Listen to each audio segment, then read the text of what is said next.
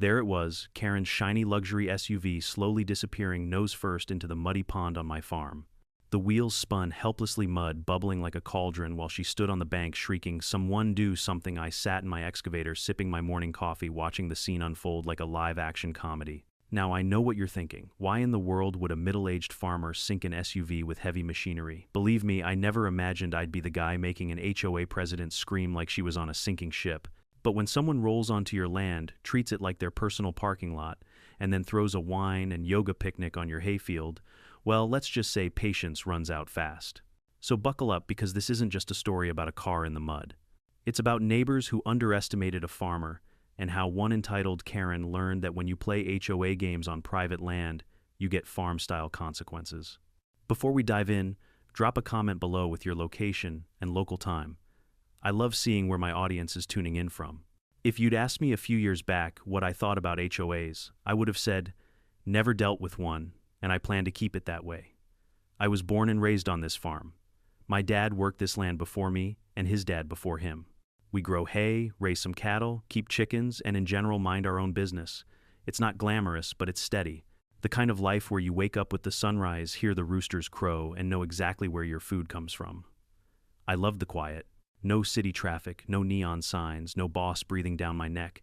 Just me, the land, and the occasional sound of cows mooing when they got impatient for breakfast. Around here, the only rules were the ones nature made: plant in season, fix your fences, keep the well clean. There wasn't a committee that told you what shade of beige your barn should be painted or how many inches your grass was allowed to grow. That was the beauty of it, freedom, and for decades it stayed that way. But then the subdivision came. Developers bought up a big patch of land about a mile from my property line, and within a year it transformed from cornfield to cul-de-sac.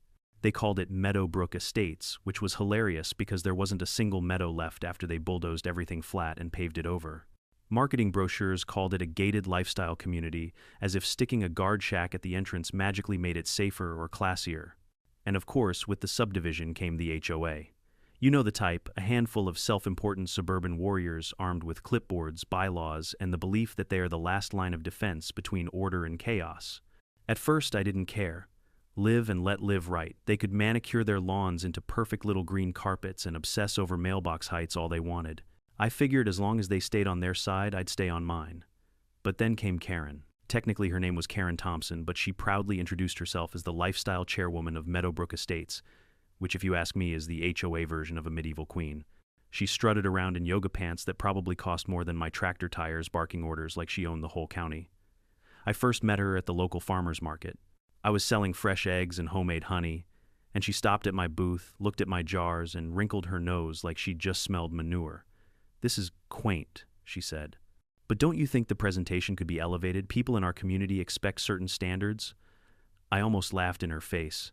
"Elevated, lady, these are eggs. They come from chickens. No amount of elevating is going to change that." Still, I played polite. "Folks around here like it fresh and simple," I told her. She smirked. "Well, in Meadowbrook Estates, we value a more refined lifestyle. You should visit sometime. It's like a resort compared to..." Her eyes flicked toward me, toward the mud on my boots, the calluses on my hands. This. That was my first taste of Karen's superiority complex. And trust me, it was only the appetizer. The second encounter came a week later. I was fixing a section of fence when a glossy pamphlet appeared in my mailbox. At first, I thought it was just another ad for roofing or pest control. But no, this was a personalized invitation from Meadowbrook Estates' HOA. It read, "Join our beautification program, optional for now, but we encourage participation to align with our community standards." I actually snorted when I read it.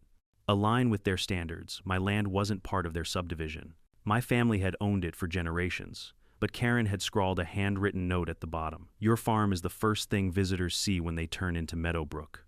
We'd appreciate your cooperation in raising the aesthetic." Translation: my barn didn't match their Instagram feed. I ignored it, of course. But Karen didn't stop there. A few days later, I found a piece of paper taped to the side of my barn. It looked suspiciously like one of those HOA violation notices. It listed things like unpainted structures, visible from the road, and improper storage of large equipment. I stood there, staring at the paper, flapping in the breeze, trying not to laugh. They had no authority here, but Karen was acting like she could ticket me anyway. I crumpled it up and tossed it in the trash. But that's when it clicked. Karen didn't see my farm as private property. She saw it as an extension of her resort, and she was determined to civilize it whether I liked it or not. She didn't stop at paper notices either. Soon, HOA folks started wandering dangerously close to my fence line, clipboard in hand, scribbling notes like they were government inspectors. One of them even snapped photos of my cows. When I confronted him, he said, "We're documenting potential nuisances for community review." "Nuisances?" I asked. "Those are cows. They moo. That's what they do." He shrugged, like he was logging evidence in a court case. That night, I sat on my porch sipping a cold beer and shook my head. I thought these people moved to the country for the rustic charm, but can't stand the smell of hay. They want the postcard version of rural life minus the actual farm. Karen, of course, was the ringleader. She drove past my property in her oversized SUV almost every day, slowing down just long enough to roll her window down and shout comments. "Have you thought about repainting that barn red would be more aesthetically pleasing? Your hay bales look sloppy from the road. My yoga group would love to practice by your pond. It has potential, you know." Each time I just waved and smiled, though inside I was imagining what my dad would have said. Probably something along the lines of, "Tell her to shove it and mind her own damn business." I tried patience. I really did. I told myself, she'll get bored. She'll move on. But patience only works when the other side has boundaries. And if Karen had one thing, it was a complete lack of them. Because as I'd soon find out, she wasn't just going to nag me. She was about to start crossing into my world, literally. And once that line got crossed, there was no going back. If Karen had left it at passive-aggressive comments and tacky flyers, maybe I could have brushed it off. But no, she escalated. She turned what I call a soft invasion into an art form. It started with the fence line. My property is clearly marked, has been since my grandfather's time. Posts sunk deep barbed wire, taut surveyor stakes still visible. But one morning I noticed a shiny new no parking sign staked right up against my side of the road, facing traffic, as if to declare authority. It had the HOA's logo on it, a little tree in a circle like some eco-friendly cult. I pulled the sign out and tossed it onto the ditch. A day later there was another one, then two. Pretty soon I realized Karen had organized a full-on beautification crew stomping around like missionaries, planting flags for the glory of Meadowbrook Estates. When I caught them in the act clipboard, and all I asked, "What exactly do you think you're doing?" the woman in charge sniffed and said, "We're ensuring that overflow parking from your land doesn't disrupt the aesthetic harmony of Meadowbrook." I nearly choked laughing. "Overflow parking, lady, this is a cow pasture, not a strip mall." She looked offended like I'd just spit in her organic kale smoothie. "We have received multiple complaints that vehicles are visible near your property and it lowers our curb appeal. Those vehicles, my tractors, parked on my own damn farm." But they weren't done. The next week, Karen herself marched right up to my barn with a rolled-up stack of glossy brochures. She didn't even bother knocking, just taped them to the door like she was delivering divine commandments. When I peeled them off, I found pages outlining their community fence color standards, complete with swatches of beige taupe and something called eggshell serenity. Attached was a note in Karen's flowery handwriting. "We recommend repainting your fence to one of these shades to better align with the Meadowbrook vision. Your current wood tone is quite rustic, not in a good way." I stared at the note dumbfounded.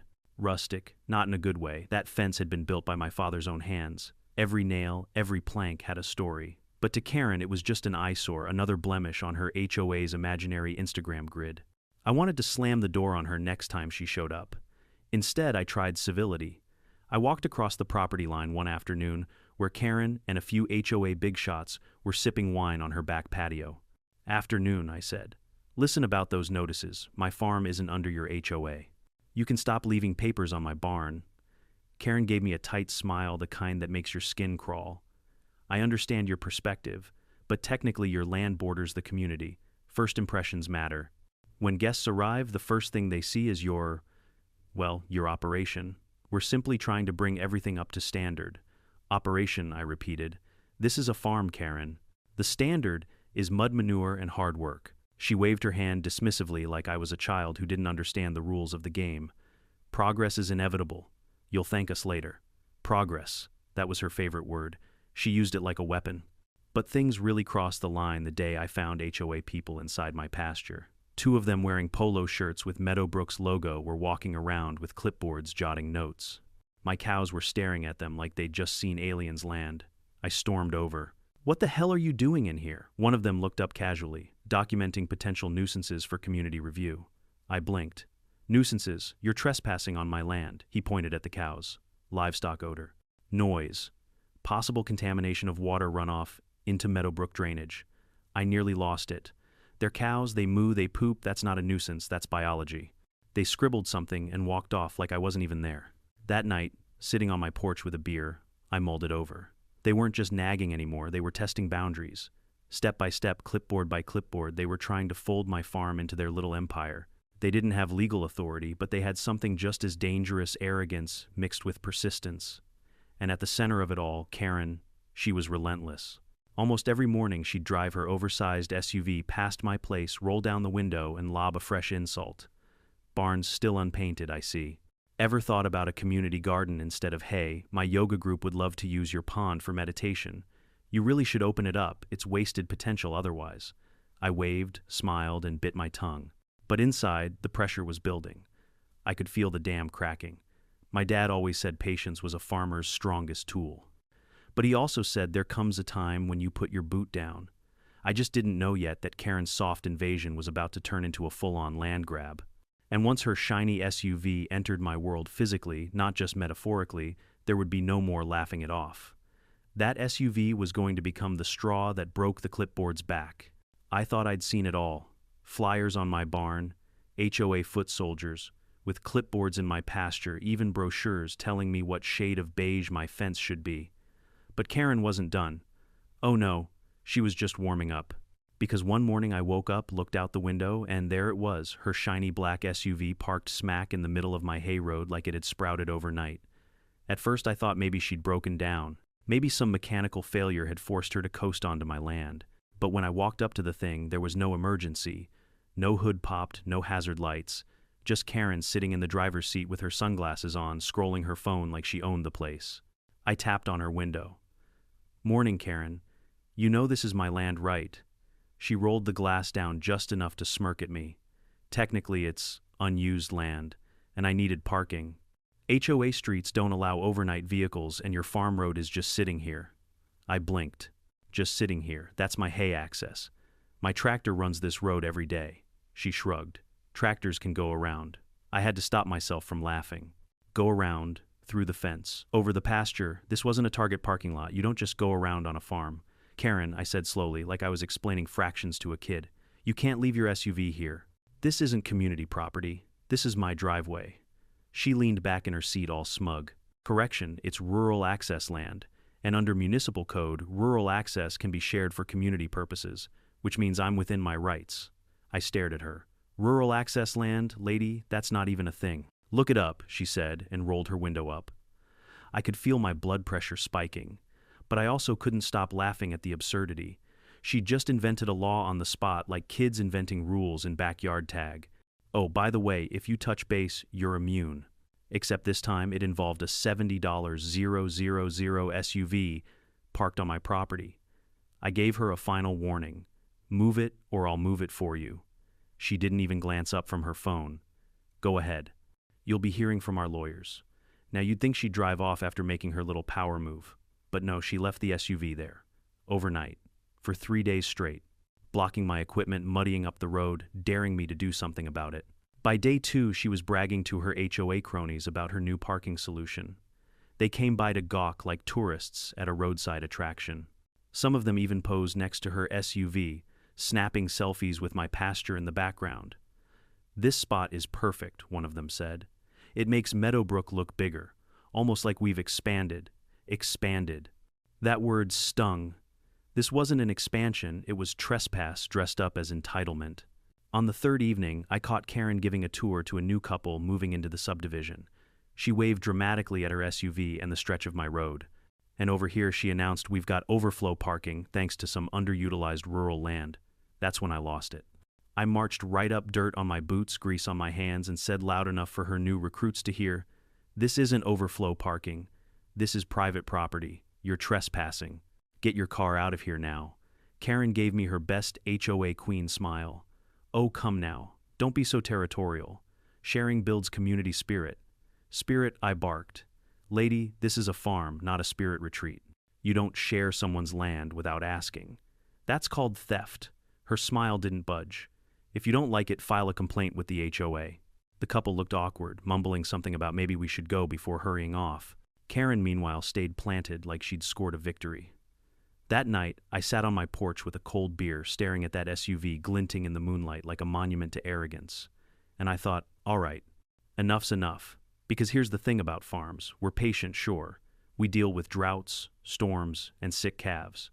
But patience doesn't mean weakness. Sometimes patience just means we're waiting for the perfect moment to teach a lesson. And the lesson I was cooking up, it was going to be memorable. I walked past the SUV, gave it a long look, and whispered to myself, "You picked the wrong pasture, Karen."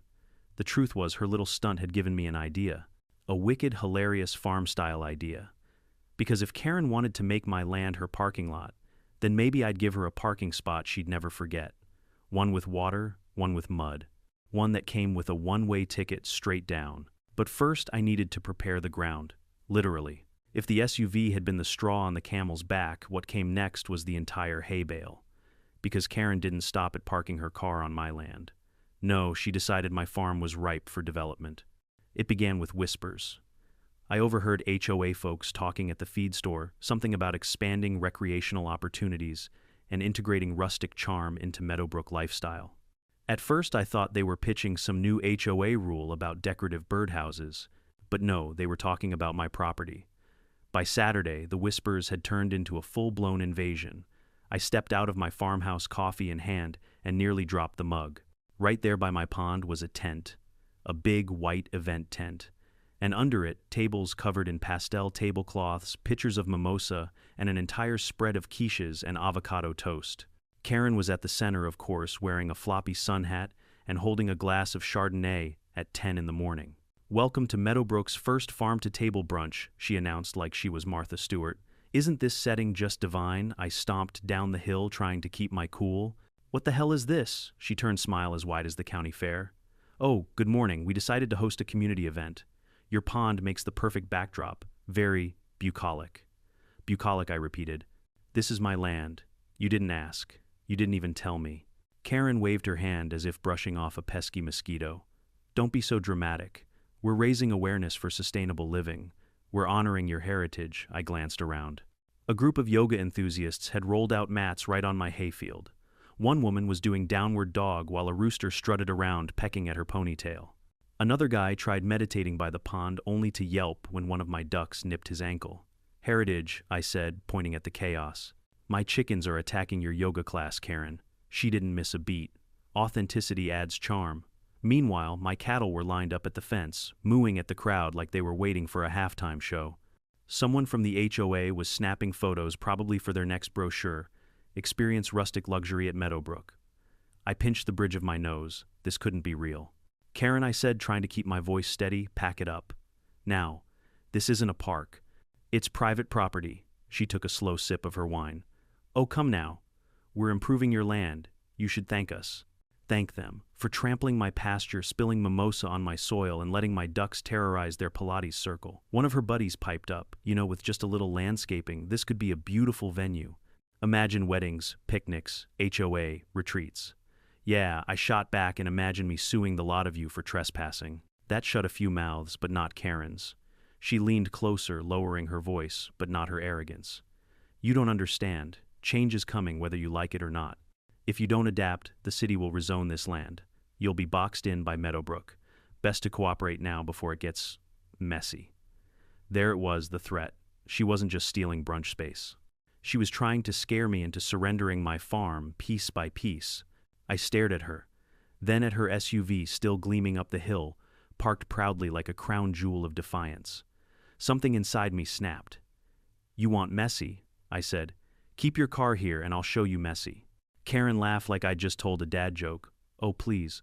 What are you gonna do? Throw hay at it?" But deep down, she didn't know me. She didn't know farmers don't bluff. We plan. Quietly. Patiently. Then we strike when the timing's right. That night, after they packed up their quiches and retreated to their gated bubble, I walked down to the pond. The moon was full, reflecting off the water like a spotlight. I could see tire marks leading right up to the edge where Karen liked to show off the view. And that's when the idea truly took root.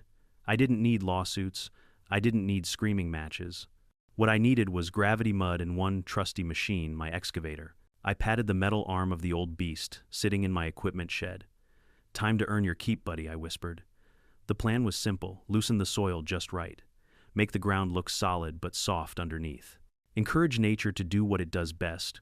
When arrogance outweighs common sense, swallow it whole.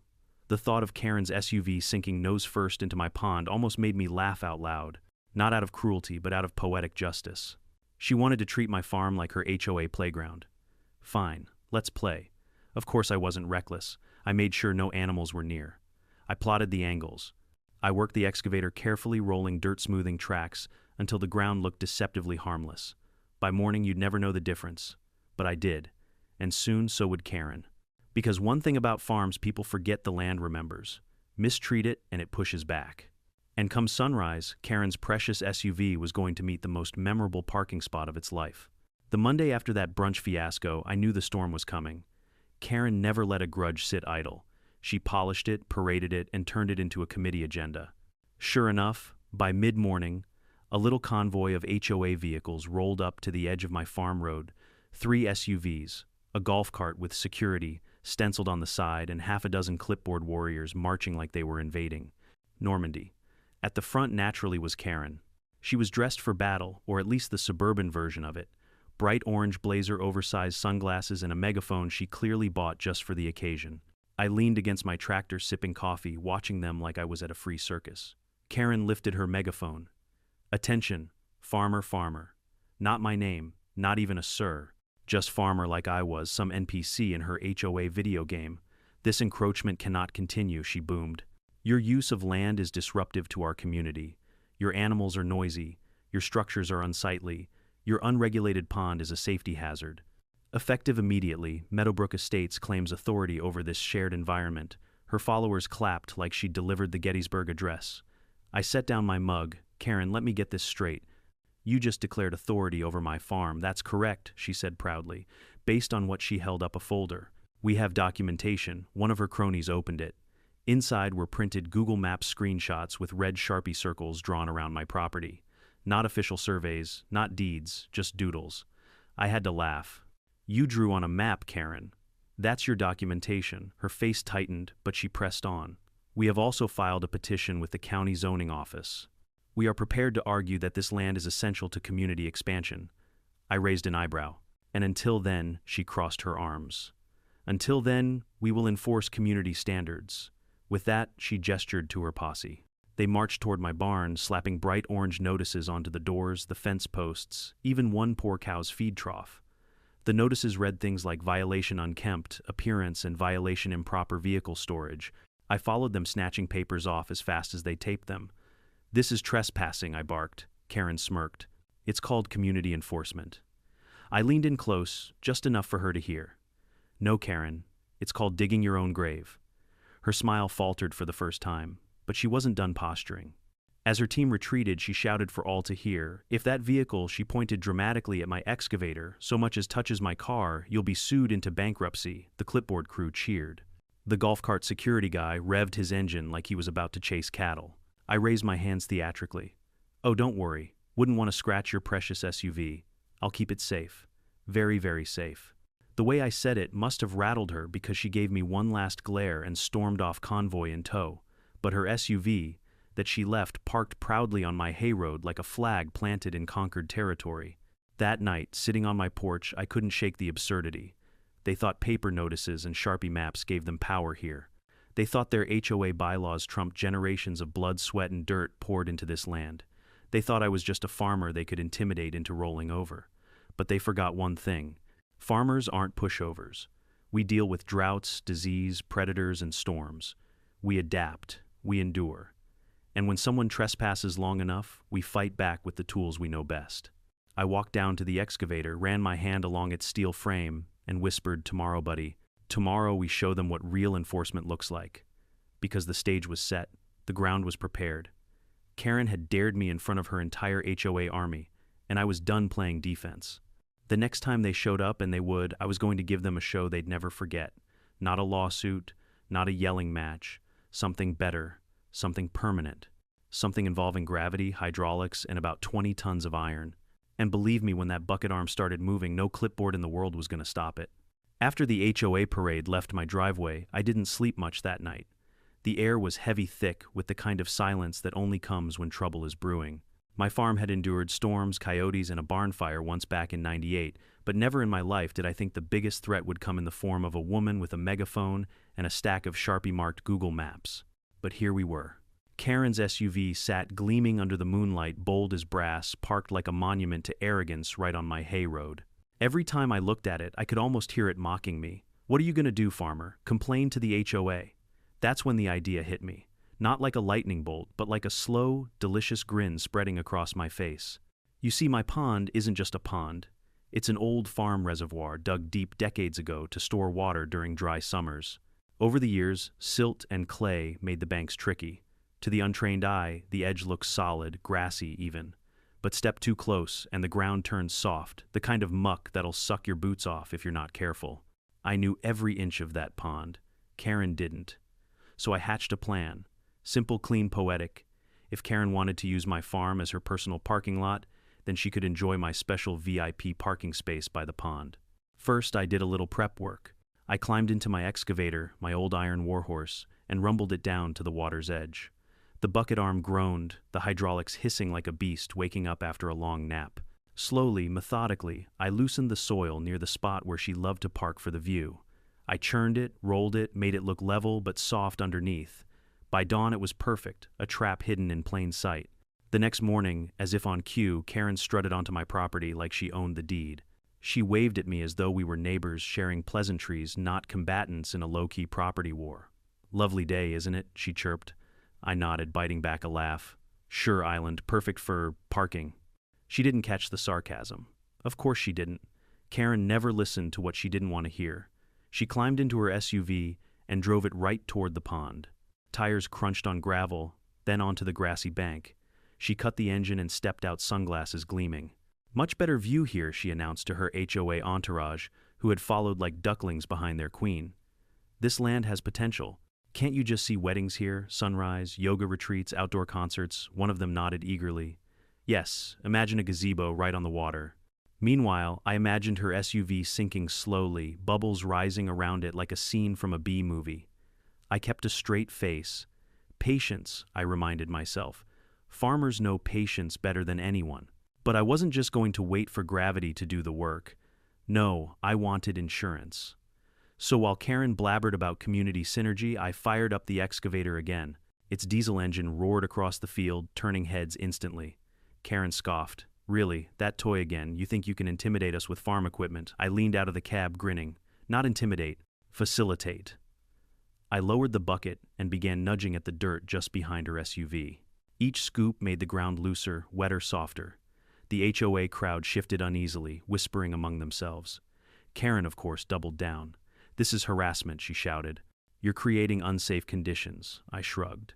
"Unsafe looks fine to me, but you might want to check your tires." Right on cue, the back end of her SUV sagged a little, sinking just an inch. To me, it was a beautiful sight, like the first crack of dawn after a long night. To Karen, it was pure panic. She ran to the car, yanking on the door handle, trying to start it up. The engine roared, wheels spun, mud sprayed, but the vehicle barely moved. The ground had her now, and it wasn't letting go. The HOA crew gasped. One guy dropped his clipboard straight into the muck. Another woman screamed, "Do something." I tapped the side of my excavator, as calm as Sunday morning. "Don't worry, I am." With a steady hand, I lowered the bucket behind the SUV and gave it one gentle push. Not hard, just enough encouragement, like helping a pig find its way back into the pen. The tires slipped, the earth crumbled, and slowly, so slowly, it was almost theatrical, the SUV tilted forward, nose dipping toward the pond. The crowd shrieked. Karen screamed, "Bloody murder." "No, stop, that's my car." Her precious luxury beast slid another few feet, mud swallowing the wheels, water lapping at the bumper. I sipped from my thermos, utterly unbothered. "Looks like it found the valet spot." She turned to me, furious, desperate. "You'll pay for this, you'll lose everything." I tilted my head. "Funny. That's exactly what your car's doing right now." By the time the sun hit high noon, half the SUV was submerged. The HOA crew was frantic, snapping photos, dialing phones, shouting into the void. But no cops came. No tow truck dared risk the muck. And Karen. She was left standing on the bank mascara running shrieking promises of lawsuits that would never hold water, just like her SUV. And me, I sat in my excavator watching calmly, like a man enjoying the fruits of a good harvest. Because this wasn't just about a car, it was about a line finally drawn, a message finally delivered. You don't mess with a farmer's land, not unless you want to watch your pride sink straight to the bottom. By the time Karen's SUV had its bumper kissing the pond water, it wasn't just me, Karen, and her little posse standing around. Word had spread. Neighbors from outside Meadowbrook Estates, local farmers, even a couple of teenagers on dirt bikes showed up to watch the drama unfold. Out here in the country, entertainment isn't delivered by Netflix. It's served raw, live, and usually free. And this was better than any county fair. Karen was in full meltdown mode. She was pacing along the bank in her sun hat, screeching into her phone. Yes, emergency. My car is sinking into a swamp. No, I'm not exaggerating. It's a swamp. Get a tow truck, get the fire department, get the National Guard if you have to. The dispatcher on the other end must have asked something she didn't like because she snapped. What do you mean private property? I pay HOA dues. Then she slammed the phone shut like it was 2005 and stormed back toward me. This is your fault. She screamed, mascara streaking down her cheeks. You sabotaged the ground. You're going to jail for this. I leaned out of the excavator cab, resting my arms on the steel frame. Jail. For what? Gravity? Pretty sure mud doesn't count as a felony. The crowd chuckled. Even the farmers who usually keep their cards close to the chest were grinning wide. Karen whirled around, pointing at them like a general rallying troops. Don't laugh. This is serious. This is terrorism against the HOA. A rooster from my coop chose that exact moment to crow loudly, strutting right behind her like it was mocking her every word. The teenagers on dirt bikes howled with laughter. Meanwhile, her SUV gave a loud groan as the earth beneath it shifted again. The back wheels spun helplessly, spraying mud onto a few unfortunate clipboard warriors who squealed and stumbled backward. The nose dipped lower headlights, reflecting in the murky water like a pair of drowning eyes. Karen lunged forward, grabbing the door handle. Hold on, baby, mommy's here, she cried, tugging at it as if sheer maternal instinct could pull 5,000 pounds of German engineering out of a bog. The crowd was eating it up. One farmer leaned over to me and whispered, "She's putting on a better show than the rodeo." "Rodeo's cheaper too," I whispered back. The HOA entourage, meanwhile, was splitting in two. Half were frantically dialing phones, desperate to summon reinforcements. The other half were nervously edging away, clearly realizing this was a losing battle. A woman in yoga pants muttered, "Our insurance won't cover this." And another man whispered, "Do you think we could still blame him if it was voluntary parking?" It was like watching rats abandon a sinking ship, except the ship was a luxury SUV with leather seats. Karen noticed their hesitation and snapped, "Don't you dare leave me. This is our fight. This is about property rights, community pride. The farmer is trying to humiliate us." The SUV made her point for her by sinking another 6 inches with a slurping sound that drew gasps from the crowd. The back end bobbed once, then steadied half in, half out like it was deciding whether to accept its fate. I raised my voice just enough to cut through the chaos. "Karen, I warned you. Repeatedly. You parked on my land without permission. You held brunch on my pasture. You taped HOA notices to my barn. This is just the land teaching you a lesson." She spun toward me, wild-eyed. "You think this is funny?" I gestured to the crowd. "They sure do." The laughter erupted again. Someone even started filming their phone, aimed steady at the spectacle. Oh, I knew exactly where that video would end up: viral, shared across town, maybe even across the state. HOA Queen's car sunk by Farmer's Pond had a nice ring to it. Karen must have realized it too, because she tried to regain control. She climbed onto the hood of the SUV, balancing precariously, megaphone in hand. "Listen to me," she wailed. "This man is a menace. He is destroying community harmony. She didn't get to finish because the hood lurched beneath her and she toppled sideways into the mud with a spectacular splash. The roar of laughter that followed could probably be heard 2 towns over. Even I couldn't hold back a grin so wide it hurt my cheeks. Karen emerged, covered head to toe in muck hat, gone sunglasses dangling from one ear. She looked less like an HOA chairwoman and more like a swamp creature dragged out of the bayou. "You'll pay," she sputtered, spitting mud. I tapped the excavator's controls, lowering the bucket slowly, deliberately, until it hovered right above her SUV like the sword of Damocles. The crowd hushed, holding their breath. With one final push, I nudged the back of the car. The ground collapsed beneath it, and the SUV slid gracefully forward, nose-diving into the pond, until only the rear bumper and one taillight were visible above the surface. It was done. Silence hung for a moment. Then the crowd erupted in cheers, hoots, and applause. The farmers clapped each other on the back. The teenagers revved their dirt bikes in celebration. Even the cows let out a few enthusiastic moos, as if nature itself was in on the joke. Karen stood frozen, dripping in mud, staring at the water where her SUV had vanished. For once in her life, she was speechless. I leaned out of the cab, calm as ever. "Parking's free," I said. "But retrieval, that'll cost you." The crowd roared again. That was the moment it hit me. I hadn't just won a petty feud. I'd staged a public execution of arrogance, a spectacle so absurd it would live in local legend for years. And Karen, she was finished. You'd think after watching her beloved SUV sink into the pond like the Titanic, Karen might have taken the hint and retreated in shame. But if there's one thing I've learned about people like her, it's this: entitlement doesn't drown easy. Within 15 minutes, Karen had composed herself enough to start barking orders again. Still dripping mud, she stormed over to her entourage, yelling, "Call the police, this is a crime, this is warfare against the HOA." One clipboard warrior dutifully dialed. Another started snapping more photos, trying to capture evidence like he was auditioning for CSI Suburbia. Meanwhile, I sat back down on my porch with another cup of coffee, perfectly calm. Because here's the thing, I knew how this would play out. This wasn't my first rodeo with law enforcement, though. Usually it involved loose cattle, not luxury vehicles. Sure enough, 2 sheriff's cruisers rolled up 20 minutes later, lights flashing. The crowd parted like they were Moses and the Red Sea. Karen ran up, covered in muck, flailing her arms like a woman possessed. "Officers, arrest him. He destroyed my car. He endangered my life. The deputy held up a hand.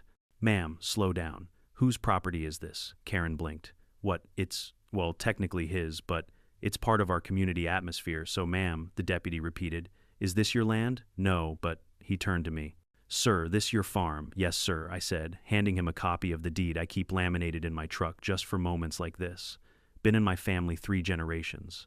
The deputy glanced at it, nodded once, and handed it back. Then he looked at Karen.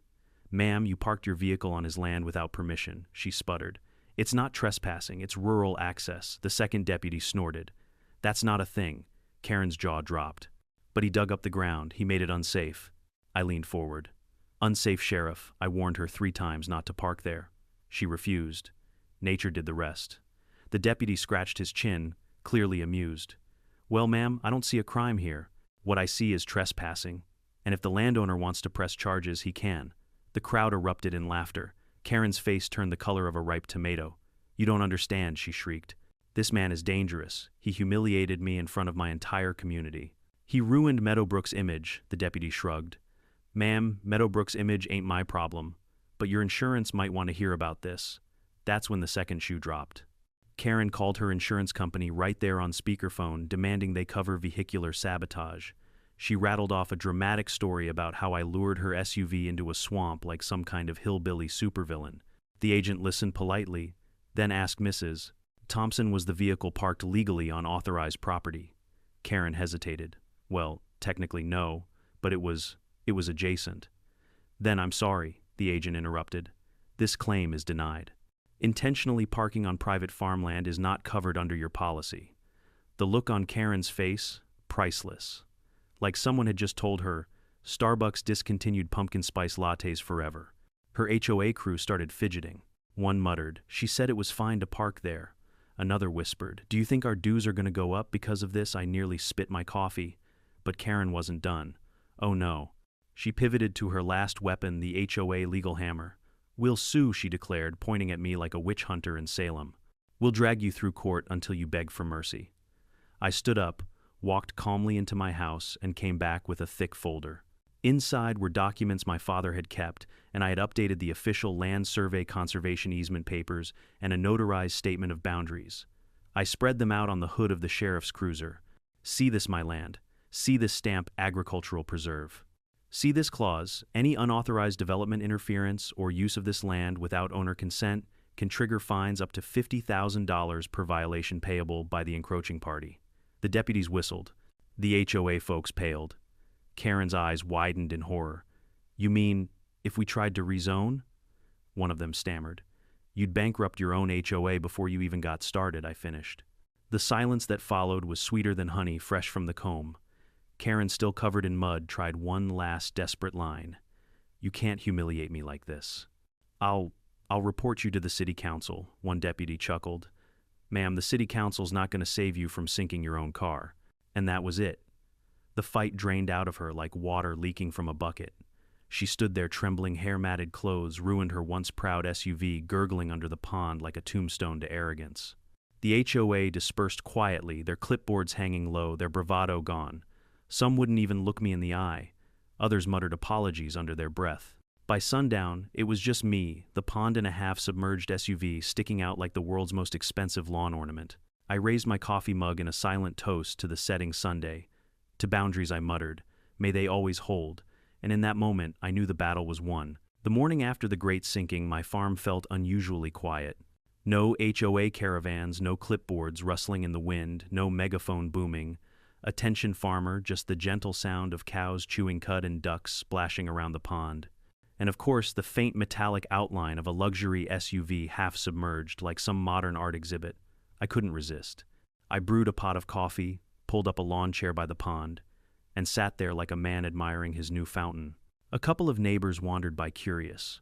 One snapped a photo muttering, "That's going viral." Another said, "Gotta admit it really ties the landscape together." By noon, the video was already online. One of the teenagers with a dirt bike had uploaded the whole thing, Karen shrieking the excavator, pushing the SUV, sliding into its watery grave. The title, HOA Karen Gets Sunk, literally. Within hours, it had tens of thousands of views. By evening, the memes were everywhere. Karen's face photoshopped onto the Titanic captions, like parking included with the view and community standards meet farm standards. Meanwhile, Meadowbrook Estates was in chaos.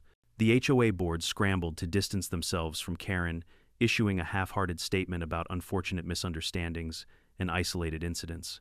But the damage was done. The town laughed, the county laughed, and even the sheriff's department couldn't stop chuckling about it. Karen, however, wasn't laughing. She vanished from public eye for a few days. Rumor had it she was trying to negotiate with her insurance company, threatening lawsuits and demanding the HOA cover her losses. But word also got out that she'd racked up thousands in fines for trespassing and would be personally liable for any cleanup or towing. The kicker, the towing company, quoted her a bill so outrageous that it nearly matched the value of the car. Apparently they charge extra when the vehicle is 3 feet underwater. I thought that was the end of it. That is until a letter arrived in my mailbox, a thick envelope with an official-looking seal. For a second I braced myself for another HOA stunt. But no, this was from the State Conservation Office. I opened it, skimmed the pages, and nearly burst out laughing. See, my father had done something smart decades ago. He'd placed part of our land, including the pond, under a conservation trust. It was technically classified as federally protected wetlands. That meant any unauthorized use, development, or interference wasn't just trespassing, it could trigger federal penalties. I could almost picture Karen's face when she found out. Here she was parading around about community expansion, when in reality, her little stunt could have slapped her HOA with fines bigger than their annual budget. $50,000 per violation, multiplied by every tent stake, every brunch table, every yoga mat they'd plopped down on my property. I sat back, savoring the irony. Not only had her car sunk, but her entire HOA empire had nearly sunk with it. A week later, I got the cherry on top. A production company reached out after seeing the viral video. They wanted to license the footage for a reality TV pilot called Farm vs. HOA. They offered me a tidy check just to appear in the trailer. Suddenly, my pond wasn't just a pond anymore. It was a set piece, a legend, a symbol of rural revenge. Karen, meanwhile, quietly moved out of Meadowbrook. Some said she went to live with her sister in another state. Others claimed she was still trying to sue someone, anyone, but couldn't find a lawyer brave enough to touch the case. The SUV was eventually hauled out of the pond, stripped for parts, and sold off like a carcass. Last I heard, the bumper ended up hanging on a bar wall as a trophy. As for me, life went back to normal. Cows, mooed chickens, clucked hay, got bailed. Except now, when people drove by, they slowed down to gawk at the infamous pond. Some even stopped to take selfies. I didn't mind. Let the world remember. One evening sitting on the porch, I thought about it all, the battles, the absurdity, the sheer stubbornness of it, and I realized something. I hadn't just sunk her car. I'd sunk the illusion that her rules applied everywhere. I'd sunk the arrogance of people who think property lines don't matter.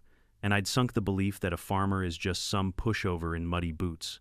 Karen came here to teach me about community standards. But in the end, it was the land itself that taught her the final lesson.